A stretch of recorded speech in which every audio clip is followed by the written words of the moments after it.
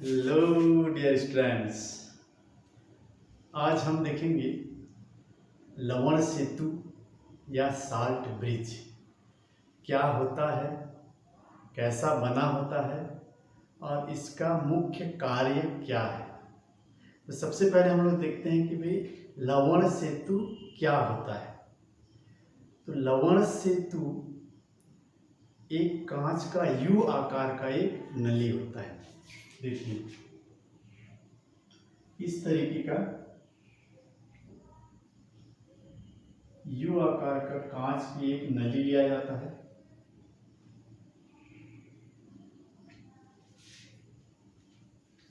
और इसमें कुछ इलेक्ट्रोलाइट सॉल्यूशन डाला जाता है, कोई लवण का विलयन, जिसे हम विद्युत अपघट्य विलयन कहते हैं।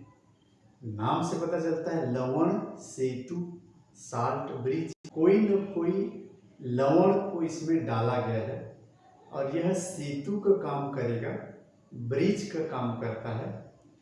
दो अर्ध सेल को जोड़ने वाला एक ब्रिज का काम करता है, इसलिए इसका नाम है लवण सेतु।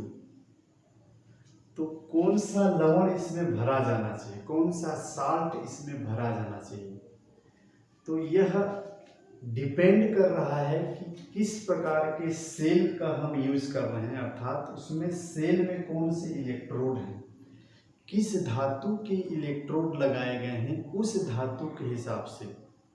और इस विद्युत अपघट्य विलयन में कौन कौन से आयन हैं, इसके हिसाब से साल्ट ब्रिज में अलग अलग विद्युत अपघट्य विलयन बना के डाला जाता है, अलग अलग कोई लवण को इसमें भरा जाता है।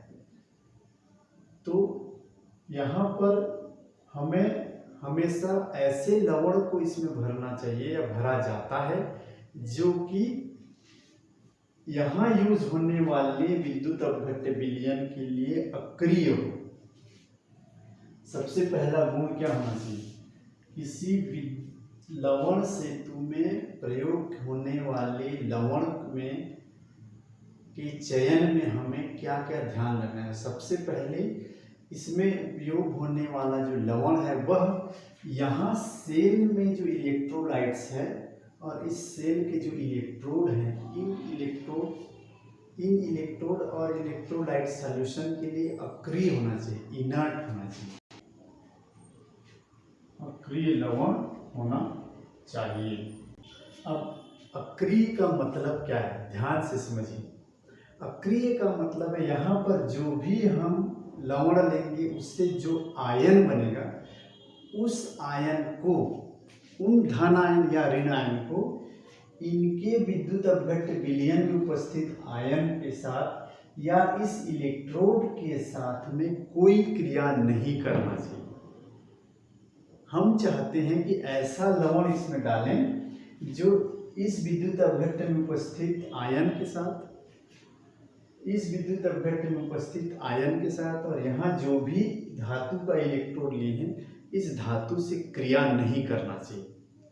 सबसे पहली शर्त, तभी हम उसको अक्रिय कहेंगे। और 100% क्रिया नहीं करना चाहिए, ऐसे भी संभव नहीं है। तो क्रिया करके यदि कोई नया पदार्थ बनाता भी है तो वह पदार्थ कैसे होना चाहिए, सॉल्युबल होना चाहिए, विलीय होना चाहिए, अर्थात बनने के तुरंत बाद वह इसमें घुल करके वापस से उसे टूट जाना चाहिए। जैसे उदाहरण के लिए ये हमारा एक डैनियल सेल है, इस डैनियल सेल में जो लवण सेतु लेते हैं हम उसमें KCl ले लेते हैं। मान लीजिए हम इसमें ले लेते हैं पोटेशियम क्लोराइड। तो पोटेशियम क्लोराइड दो आयनों में टूटा हुआ रहेगा, पोटेशियम आयन और क्लोराइड आयन। तो इसमें का जो क्लोराइड आयन है यह जिंक के साथ क्रिया कर सकता है या करता ही है, कर सकता है कि जिंक से इसको जब क्रिया कराया जाता है तो इसमें जब दोनों मिलते हैं तो जिंक क्लोराइड का यौगिक बनता है, जिंक क्लोराइड बनता है। लेकिन यह बहुत ही सॉल्युबल है, एकदम से सॉल्युबल होने की वजह से क्या होता है, वापस से फिर टूट जाता है। जिंक क्लोराइड जो है वो आयनों में कुछ देर बाद वापस से आयनों में टूट जाएगा और वापस से उसी विद्युत अपघट्य विलयन में हमको जिंक आयन और क्लोराइड आयन फिर मिल जाएगा। तो इस तरह से क्रिया भी करें तो वो सॉल्यूबल होना चाहिए, विलेय होना चाहिए, वापस से उसी विद्युत अपघट्य विलयन में आयनों में घुल जाना चाहिए, तो वो हमारे रिएक्शन को प्रभावित नहीं करेगा। अर्थात उस लवण को हमें यहाँ चयन करना है जो इनके साथ क्रिया करेंगे तो भी सॉल्यूबल हो। ऐसा नहीं होना चाहिए कि भाई वो कोई अवक्षेप बना लिए वहाँ बैठ गया, प्रेसिपिटेट नहीं बनना चाहिए, अवक्षेप नहीं बनना चाहिए। इसकी किसी आयन के साथ ऐसे आयन से क्रिया करके एकदम इनसॉल्यूबल प्रेसिपिटेट बन जाएगा, नीचे में बैठ जाएगा। मान लो जिंक को ही क्रिया करके कोई जिंक का ऐसा यौगिक नहीं बनना चाहिए जो जिंक को ही पकड़ के बैठ जाए, पकड़ कर रह जाए, जिंक को क्रिया ही करने ना दे, जिंक को ऑक्सीकरण भी होने ना दे, या सारे जिंक को पकड़ के बैठ जाए तो हमारा काम तो रुक जाएगा। या इधर कापर के सारे कापर आयन को पकड़ के बैठ जाए और नीचे उसको तली में प्रेसिपिटेट बना के बैठा जाए तो कापर ही नहीं रहेगा, तो हमारा फिर यहाँ चयन भी क्या नहीं होगा। तो ये होना चाहिए कि इनके साथ क्रिया करे भी तो सॉल्यूबल कंपाउंड बने, या ऐसा भी नहीं होना चाहिए कि भाई इस इलेक्ट्रोड में परत बना के चिपक गया, कोई ऐसा पदार्थ बन गया, नया पदार्थ, नया यौगिक जो इसके चारों तरफ चिपक गया, या जिंक के चारों तरफ आकर के चिपक गया। तो जिंक जो है वो ऑक्सीकरण करने के लिए यहाँ पर घुल करके इधर आ रहा है, अपने आयनों में बदल रहा है, इस तरह से रिएक्शन दे रहा है। तो जब इसके चारों तरफ कोई एक लेयर जम जाएगा तो जिंक के परमाणु तो ढक गए, अब वो घुलेंगे ही नहीं, अर्थात इस तरह से आयनों में परिवर्तित होंगे नहीं, तो रिएक्शन हमारा नहीं हो पाएगा। तो अक्रिय का मतलब यह होता है कि दोनों इलेक्ट्रोड के साथ या इलेक्ट्रोड में उपस्थित आयन के साथ या तो बिल्कुल भी क्रिया न करे, और यदि क्रिया करता है तो वो उसका विलेय यौगिक बनाना चाहिए, क्रिया करे बने उसका वापस से फिर घुल जाए, तो उसमें हमारा रिएक्शन में कोई बाधा उत्पन्न नहीं होता है। तो सबसे पहला इम्पोर्टेंट चीज़ है उस लवण को अक्रिय होना चाहिए। जैसे सिल्वर का यदि हम इलेक्ट्रोड लेते हैं, सिल्वर इलेक्ट्रोड में यदि आप KCl डाल देते हैं, इस लवण से तुम्हें KCl डाला है और सिल्वर कलेक्टेड है, तो सिल्वर इलेक्ट्रोड में सिल्वर आयन के साथ क्लोराइड आयन जब जुड़ेगा तो इस सिल्वर क्लोराइड बना लेगा, और सिल्वर क्लोराइड सफ़ेद रंग का अवक्षेप होता है, वो अवक्षेप बना के नीचे बैठ जाएगा, सारे सिल्वर को वह क्लोराइड पकड़ के नीचे बैठ के छुप जाएगा, बैठा रहेगा, तो हमारा रिएक्शन नहीं हो पाएगा। तो इस तरह से कोई अवक्षेप नहीं बनना चाहिए, कोई इलेक्ट्रोड के चारों तरफ परत नहीं जमना चाहिए। ऐसे लवण का हमें चयन करना पड़ता है जो कि जनरली इनएक्टिव होता है, और सबसे बेस्ट जो लवण होता है KCl होता है। जब हमें समझ में ना आए इसको कौन सा इसमें लवण लेना चाहिए, तो जनरली KCl का यूज़ करते हैं। इसके अलावा KCl के अलावा पोटेशियम का सल्फेट भी यूज होता है, पोटेशियम का नाइट्रेट यूज होता है, अमोनियम नाइट्रेट भी यूज कर सकते हैं, या अमोनियम का क्लोराइड यूज होता है, और कॉपर सल्फेट भी यूज कर सकते हैं। मजे की बात देखिए, कुछ किताबों में होता है, इनफैक्ट हम लोग पढ़ते थे तो उसमें लिखा होता था कॉपर सल्फेट भी इसमें डाला जा सकता है। कॉपर सल्फेट डालने से देखिए कैसे बढ़िया काम करेगा। कॉपर सल्फेट यदि इसमें हम डालते हैं तो वहाँ पर क्या होगा, कॉपर आयन इधर आएगा, जैसे जैसे कॉपर यहाँ पर अपचयित होकर के सारे आयन जब इसमें चिपकने लगेंगे, यहाँ पर जमा होने लगेंगे, तो इधर से कॉपर उतर के आएगा और सारे सल्फेट आयन की जो मात्रा बढ़ रही थी उसको बैलेंस करेगा। तो कॉपर इधर चिपकते जाएंगे, कॉपर इधर से आते जाएगा। इधर जिंक आयन ज़्यादा हो रहा है तो इधर सल्फेट आयन उतर के आएंगे, और जिंक आयन के बढ़े हुई संख्या को न्यूट्रल कर देंगे। तो कॉपर सल्फेट भी यूज किया जाता है, खास करके इस डेनियल सेल के लिए, याद रखना ना, इस डेनियल सेल के लिए, ये जो है डेनियल सेल के लिए ही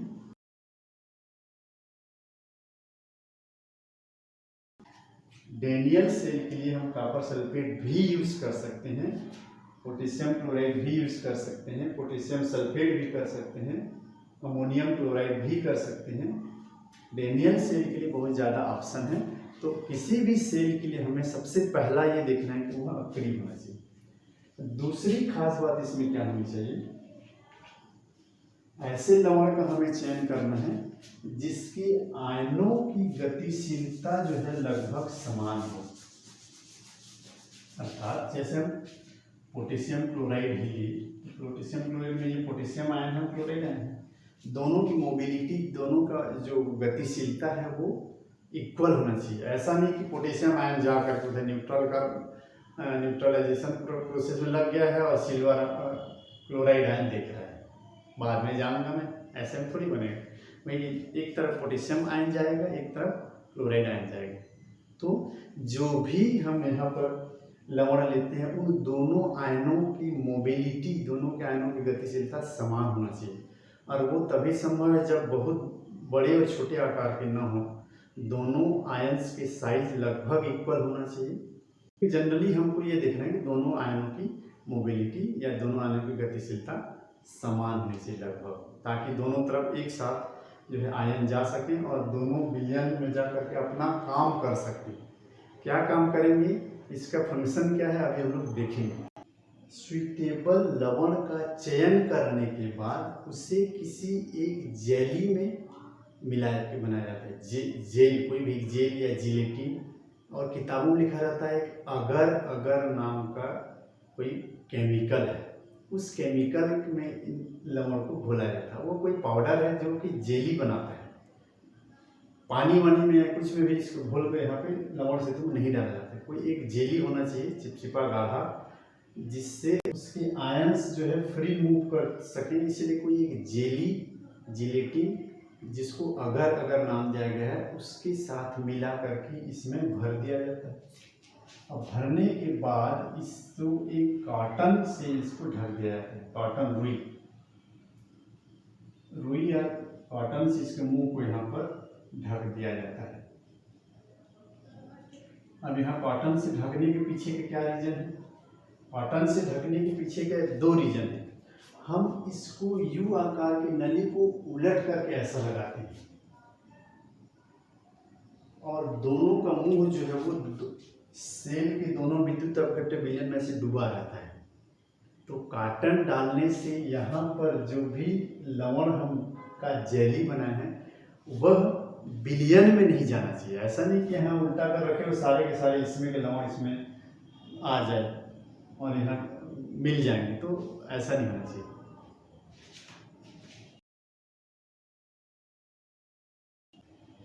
तो कॉटन का काम होता है इस लवण सेतु में उपस्थित लवण का जो जेली बना हुआ है उस जेली को बाहर आने न दें, पहला काम। और दूसरा काम होता है इस जेली में यदि एयर बबल हो तो उस एयर बबल को भी बाहर निकलने का रास्ता मिल जाता है, क्योंकि वो रुई कॉटन में छिद्र होता है।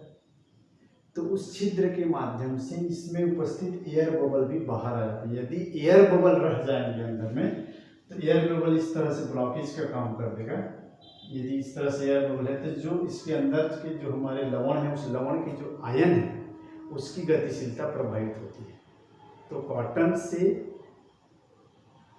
कॉटन दो काम करता है। यह इस जेली को दोनों विद्युत अपघट्य विलयन में घुलने नहीं देता है, और दूसरा यदि एयर बबल हो तो उस एयर बबल को इस तरह से निकलने में ये हेल्प करता है, निकलने देता है। तो एयर बबल इसमें नहीं होते हैं, तो इसलिए कॉटन से दोनों उसके मुंह को ढक दिया जाता है।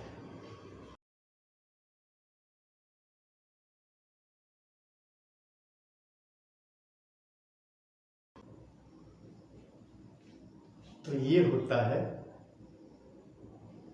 विशेष प्रकार के लवण का जेली में बना हुआ विलयन को यू आकार में भर देते हैं, उसे कहा जाता है लवण सेतु।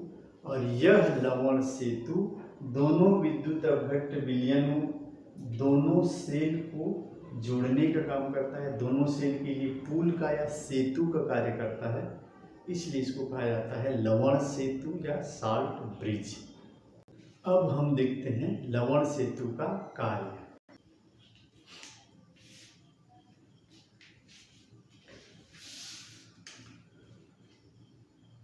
देखिए, लवण सेतु का सबसे मुख्य काम क्या होता है? सबसे पहले दोनों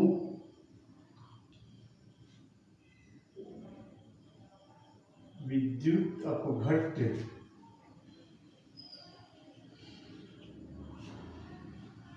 विलयनों को उदासीन बनाए रखता है। पहला महत्वपूर्ण कार्य, दोनों जो अर्ध सेल हैं, इस अर्ध सेल में उपस्थित विद्युत अपघट्य विलयनों को उदासीन होना चाहिए। कैसे, जरा इसको समझते हैं। ये है हमारा डैनियल सेल। देखिए, डैनियल सेल में इसमें ऑक्सीकरण, अर्ध सेल में ऑक्सीकरण की क्रिया होती है। इस इलेक्ट्रोड से जिंक घुल घुल करके विलयन में आता है और यहाँ ढेर सारे जिंक आयन होने लगते हैं। धीरे धीरे धीरे धीरे जिंक आयनों की संख्या बढ़ने लगती है और यह विलयन हमारा धनावेशित होने लगता है। और इस तरफ क्या रिएक्शन हो रहा है? अपचयन अर्ध सेल में अपचयन अभिक्रिया हो रहा है। इस विलयन में उपस्थित कॉपर आयन, इधर से जो इलेक्ट्रॉन आ रहे हैं इस तार के माध्यम से, उस इलेक्ट्रॉन को ये कॉपर आयन ग्रहण करते हैं और कॉपर परमाणु में, कॉपर उदासीन परमाणु में बदलते हुए यहाँ पर सब जमा होने लगते हैं। तो यहाँ पर कॉपर आयन कॉपर परमाणु में बदलते जाते हैं। तो यहाँ पर कॉपर आयनों की संख्या धीरे धीरे घटने लगता है और यहाँ सल्फेट आयन बच जाते हैं। तो सल्फेट आयन बचने की वजह से यह विलयन अब ऋणावेशित हो जाता है। थोड़ी देर बाद विलयन ऋणावेशित होने लगता है, हो जाता है। तो यह ऑक्सीकरण अर्ध सेल वाला विद्युत अपघट्य विलयन धनावेशित हो गया। अपचयन अर्ध सेल वाला विद्युत अपघट्य विलयन ऋणावेशित हो गया। इससे क्या प्रभाव पड़ेगा? यहाँ से जो इलेक्ट्रॉन छोड़ करके, यहाँ पर इस इलेक्ट्रॉन में इलेक्ट्रॉन छोड़ करके जब जिंक आयन इधर आना चाहते हैं, तो पहले जो उपस्थित जिंक आयन उस जिंक को इधर आने नहीं देंगे। नहीं भी तुमको हमारे नहीं देंगे। और जो भी इलेक्ट्रॉन वो छोड़ेगा, उस इलेक्ट्रॉन को इधर इलेक्ट्रोड के थ्रू उधर जाने नहीं देंगे। बहुत ज़्यादा जिंक आयन हो गए तो वापस से उस इलेक्ट्रॉन को आकर्षित करेंगे, इलेक्ट्रॉन को अपनी ओर खींच के रख लेंगे। तो इलेक्ट्रॉन इधर से तार के माध्यम से इधर आ नहीं पाएंगे। और शराफत से मान लो समझा बुझा करके इलेक्ट्रॉन को जाने भी दे देते हैं, तो इधर क्या होगा? इधर इलेक्ट्रॉन आ रहा है, इलेक्ट्रॉन पर ऋणावेश है। यहाँ ढेर सारे सल्फेट आयन दिखते हैं। अरे इलेक्ट्रॉन आ रहा है, ऋणावेश उसमें भी, हाँ, तो ऋणावेश को सल्फेट आयन के ऋणावेश धकेलते हैं, आने नहीं देते हैं। चलो जाओ, इधर आने नहीं देंगे हम। तो ना तो इलेक्ट्रॉन इधर से इधर आ सकते हैं और आ भी जाएं तो इलेक्ट्रॉन को इधर प्रतिकर्षित कर देंगे। इधर जिंक के धन आयन इस इलेक्ट्रॉन को आकर्षित करेंगे, खींच के रख देंगे। और इधर आ भी जाता है तो इसके सल्फेट के ऋण आयन उसको प्रतिकर्षित करेंगे, वापस भेज देंगे। तो जब इलेक्ट्रॉन का निकलना और इलेक्ट्रॉन का ग्रहण करना होगा नहीं, मतलब ऑक्सीकरण अपचयन अभिक्रिया रुकेगा। तो विलयन में इस प्रोसेस के होने से हमारा सेल में करंट बहना बंद हो जाता है। तो लवण सेतु का अब यहाँ पर काम आता है उस दोनों विलयन को उदासीन बनाना। कैसे? यहाँ पर माना हम पोटेशियम क्लोराइड यहाँ पर रखे हैं, तो इधर हमारा जाएगा क्लोराइड आयन या सल्फेट आयन, इस ऋण आयन इधर उतर के आता है। इस तरह से विलयन का ऋण आयन उधर उतर करके आता है, जैसे क्लोराइड आयन इधर आता है। और जो एक्सेस ऑफ जिंक आयन है, जो एक्सेस ऑफ जिंक यहाँ पर हो गए हैं, उस जिंक आयन को क्लोराइड आयन जो है वो जिंक क्लोराइड बना करके इंगेज कर देते हैं। जो डिस्टर्ब डाल रहे थे, इलेक्ट्रॉन को पकड़ के रख दे रहे थे, वो फ्री थे तो पकड़ के रख दे रहे थे। अब उसको क्लोराइड आयन होता है, उधर डिस्टर्ब मत करो, तुम लोग मेरे साथ चलो, हम लोग घूमते फिरते हैं। तो जिंक क्लोराइड बना करके उस एक्सेस ऑफ जिंक आयन को इंगेज कर देते हैं। इधर जिंक क्लोराइड बना के रख लेते हैं तो जो वो प्रक्रिया चलने लगती है। अब जितना एक्सेस जिंक आयन होगा वह जिंक क्लोराइड बन करके इसमें फिर से न्यूट्रल हो जाता है, जिंक क्लोराइड बन जाता है। और इधर क्या हो रहा है, इधर क्या आने लगता है, इधर आने लगता है पोटेशियम के आयन, धन आयन इधर आने लगता है। जिधर ऋण आयन की अधिकता हो रही है उसमें से लवण सेतु से धन आयन उतर के इधर आता है, और पोटेशियम जो है वो सल्फेट आयन से क्रिया करते हैं और पोटेशियम सल्फेट बना करके एक्सेस ऑफ जो सल्फेट आयन है उस सल्फेट को फिर इधर इंगेज करके रख देते हैं ताकि यह प्रक्रिया में डिस्टरबेंस न आए।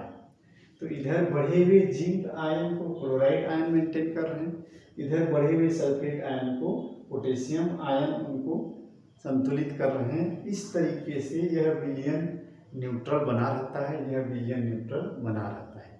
पहला इम्पोर्टेंट काम जो होता है वह दोनों विद्युत अपघट्य विलयनों को उदासीन बनाए रखता है। यह लवण सेतु में उपस्थित विद्युत अपघट्य सबसे पहला काम ये हो गया। दूसरा काम देखिए, परिपथ को पूर्ण करता है, परिपथ को पूर्ण करता है। देखिए सबसे पहली बात तो ये हम कहेंगे कि जब लवण सेतु हम नहीं लगाते हैं तो कुछ देर बाद यह रिएक्शन चलता है और यहाँ धन आयन की अधिकता हो जाती है, इधर ऋण आयन की अधिकता हो जाता है। दोनों विलयन जो है वो न्यूट्रल नहीं रहते हैं और यह रिएक्शन रुक जाती है, धारा बहना बंद हो जाता है।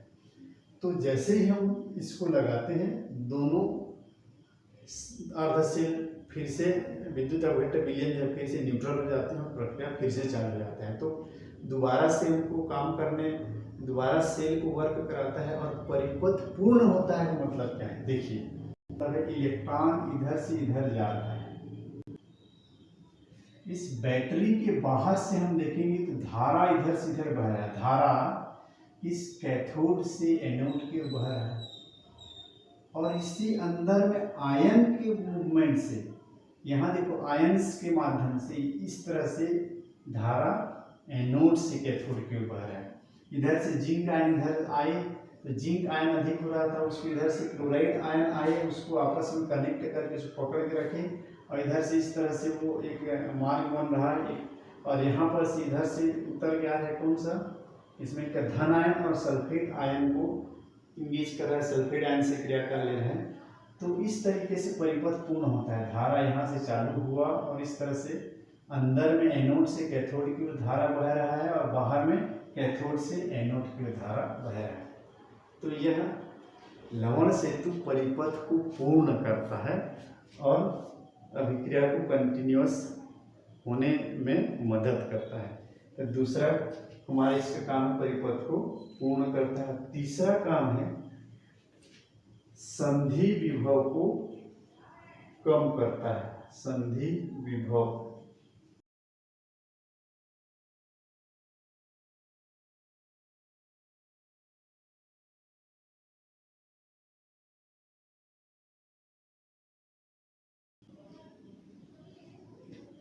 और तीसरा महत्वपूर्ण काम है संधि विभव को कम करता है। जंक्शन पोटेंशियल कहा जाता है इसको, जंक्शन पोटेंशियल। देखिए इसको समझना बहुत जरूरी है। क्या होता है जंक्शन पोटेंशियल? देखिए इस तरह से जो बड़ी बैटरियां होती हैं उसके भीतर में सारा सेटअप इस बैटरी के भीतर में ये सब होता है। छोटी बैटरी जो सेल होते हैं जैसे मोबाइल की बैटरी हो गई या छोटी टॉर्च वगैरह की बैटरी हो गई, तो उसमें क्या होता है दो अलग अलग ऐसे बाल्टी थोड़ी रखे रहते हैं। इस तरह से एक ही पात्र के भीतर में एक ही में इस तरह से बीच में किसी माध्यम से उसको सेपरेट किया जाता है। इस तरफ हमारा एनोड अर्ध सेल है, इस तरफ हमारा कैथोड अर्ध सेल है। आजकल तो बहुत खोज हो चुका है, तो यहाँ पर कुछ ऐसे कुचालक या कुछ प्लास्टिक का लगा देते हैं। ये जंक्शन पोटेंशियल एक्चुअल में उस समय ज़्यादा होता था जब कुछ ऐसा सेपरेशन माध्यम नहीं खोजा गया था। कांच का लगा नहीं सकते और कुछ भी धातु का लगा नहीं सकते, कांच टूट जाएगा, धातु को लगाएंगे तो धातु भी क्रिया करने लगेगी। तो बीच में दोनों विद्युत अपघट्य विलयन को सेपरेट करने के लिए कुछ न कुछ ऐसा पतली सी सीट लगाते रहे होंगे। तो वहाँ पर क्या हो जाता है, इधर का विलयन जितना, जैसे ये धन आयन जिंक आयन बढ़ने से है, इस ये किनारे किनारे धन आयन बहुत ज़्यादा बढ़ गई इधर, और इस साइड ऋण आयन बढ़ गई, दोनों की ज्वाइंट के पास, दोनों की संधि के पास। तो दोनों अर्धसेल के विद्युत अपघट्य विलयनों के संधि के पास एक विभवांतर उत्पन्न हो गए। देखिए ये धन सिरा है, धन से ऋण की ओर धारा बहती है बाह्य परिपथ में, तो यहाँ पर एक विभवांतर उत्पन्न हो गया। और इधर बैटरी के बाहर हमारा धन सिरा ये होता है, ये देखिए ये है धन सिरा, वो है ऋण सिरा, ये है धन सिरा और इधर का इलेक्ट्रोड हमारा ऋण सिरा। तो इसमें धारा हमारा इधर से इधर बह रहा है और दोनों के जंक्शन के पास धारा इधर से इधर बढ़ रहा है अपोजिट। तो यहाँ जो धारा का मान है हमारा, उसको यह अपोज करता है और वोल्टेज को डाउन करता है, वोल्टेज गिराता है, हमारा विभवांतर को कम करता है, सेल विभव को कम कर देता है। तो इसी प्रक्रिया को, जंक्शन पोटेंशियल को, संधि विभव को कम करने में यह जो हमारा लवण सेतु काम आता है। और क्या काम, वही काम, इधर जितने भी धनावेशित आयन है उसको जिंक जो है, जिंक आयनों को क्लोरीन जो है उसके साथ न्यूट्रल करते रहे। ये जिंक के एक्सेस ऑफ जिंक के धन आयन को क्लोराइड आयन अपने ऋण आयन से न्यूट्रल करते रहे, और इधर एक्सेस ऑफ सल्फेट आयन के ऋण आयन को पोटेशियम अपने धन आयन से न्यूट्रल कर रहे हैं। तो दोनों विलयन न्यूट्रल होते हैं, तो यह जंक्शन पोटेंशियल भी अपने आप न्यूट्रल हो जाता है।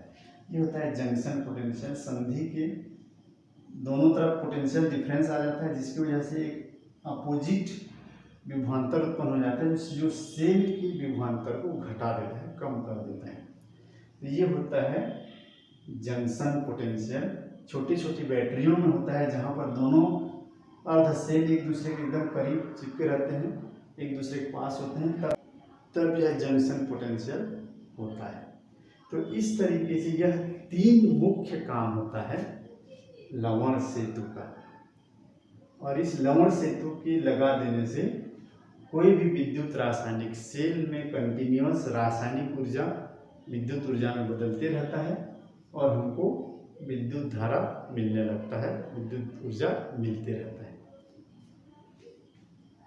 तो आज हम लोग सीखे कि लवण सेतु क्या होता है, क्यों लगाया जाता है, इसके कौन कौन से कार्य हैं। तो मिलते हैं अगले वीडियो में, तब तक के लिए गुड बाय, गुड लक।